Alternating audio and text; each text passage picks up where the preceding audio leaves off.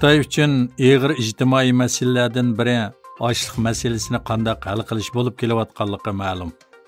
Xitoy hukumatı yillardan buyon har yili chet eldan ochliq import qilish orqali davlat ichidagi ehtiyojni qamdab kelgan. Statistika to'rining bu vaqtdagi ma'lumotida ko'rsatilishicha, Xitoy hozir dunyo bo'yicha bug'doy import qiluvchi eng chong davlat bo'lib qolgan.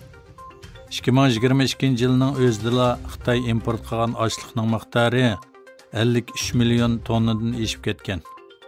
Xitoy hukumatı boshqarishidagi Tangirtog' to'rining 2 noyabrdagi xabarda ko'rsatilishicha, Xitoy hukumatı yaqinqi mezgillarda Sharqi Turkistonda ijro qilayotgan bir qism siyosatlar dal mushu masalani cho'rdigan holda qanot yeyotganligi ma'lum. Xabarda aytilishicha, bu yillik kuzgi hosil yig'ish mezgilida Uyg'ur diyoridan oz degandimi 20 million tonnadan ko'proq ochliqning to'planishi navbatdagi muhim xizmat nishonlaridan bo'lib qolgan. Xitoy hukumatining Sharqi Turkistonni ochliq ishlab chiqarish bazasi qilib qurib chiqishida bug'doy o'stirish muhim bir mazmun bo'lib, Xitoy o'lkalariga ochliq yetkazish Uyg'ur diyoridan energiya yetkazishga o'xshashla jiddiy davom qilayotganligi ma'lum. Dunyodagi ikki chong iqtisodiy gavda bo'lgan Amerika va Xitoy rahbarlarining San Fransiskoda o'tkaziladigan Osiyo Tinch okean iqtisodiy hamkorlik boshliqlar yig'inida uchrashadiganligi o'tirg'i qo'yilgan edi. Oqsaroy axborot kotibi Karin Jean-Pierre muxbirlarni kutib olish yig'inida Bayden va Xi Jinpingning ko'rishish mumkinchiligini ta'kidladi.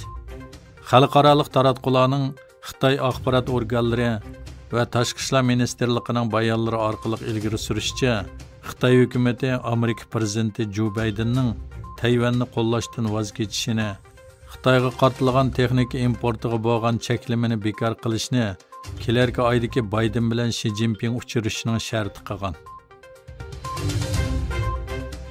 Xitoyning milliarderlari pul muomala besimi, siyosiy aniqsizlik va iqtisodning ostilish qatorliq omillar sababidan oilasi va mol-mulklarini chet elga yo'tkamoqda.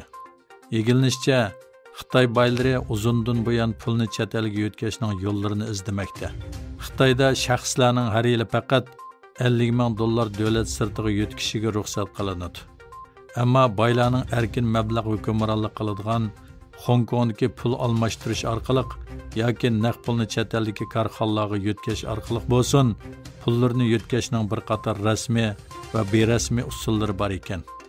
Avgustda Shanxay soqchilari ko'chmanlar maslahatchiligida ishlayotgan 5 odamni 100 million yuandan ortiq qonunsiz tashqi perevod savdosiga qolaylik yaratib berish gumoni bilan qo'lga olgan. Davlat taratqularida e'lon qilingan bir xabarda soqchilar qonunsiz pul savdosi davlatning pul muomala bozorining tartibini og'ir darajada qalaymiqlashtirdi degan. Egilishicha, Xitoy Rossiya bilan birlikda yo'lga qo'ygan SR-929 yo'lovchilar aeroplani to'rining loyihalash bosqichida yolg'iz davom qiladiganligining alomatlarini ko'rsatmoqda. Taraflarning foyda taqsimotida birlikka kelinmaganligi ilgari surilmoqda. Ma'lum bo'lishicha, 2017-yili Xitoy va Rossiya yo'lga qo'ygan keng ko'lamda uzun yo'llik yo'lovchilar aeroplani to'ri G'arbning Ukraina urushidan keyin Rossiya aviatsiya sanoatiga yurgizgan jazosi sababidan kechikishga duch kelgan. Ma'lum bo'lishicha, Xitoydagi eng chong davlat ig'dorchiligidagi savdo bankalarining biri bo'lgan Xitoy Sanoat va Savdo bankisining sobiq muavin bosh direktori Chung Xongliga chiriklik gumoni bilan tekshirish boshlagan.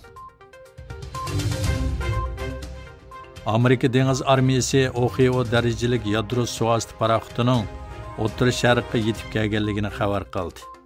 Amerika Markaziy qo'mondonlik shtabi O'rta Sharqqa evatilgan yadro suvosti paraxoti haqida bayonot e'lon qildi. Bayonotda 2023-yil 11-oyning 5-kuni OHIO darajalik suvosti paraxoti Amerika Markaziy qo'mondonlik shtabining ta'sir doirasiga yetib bordi deyilgan.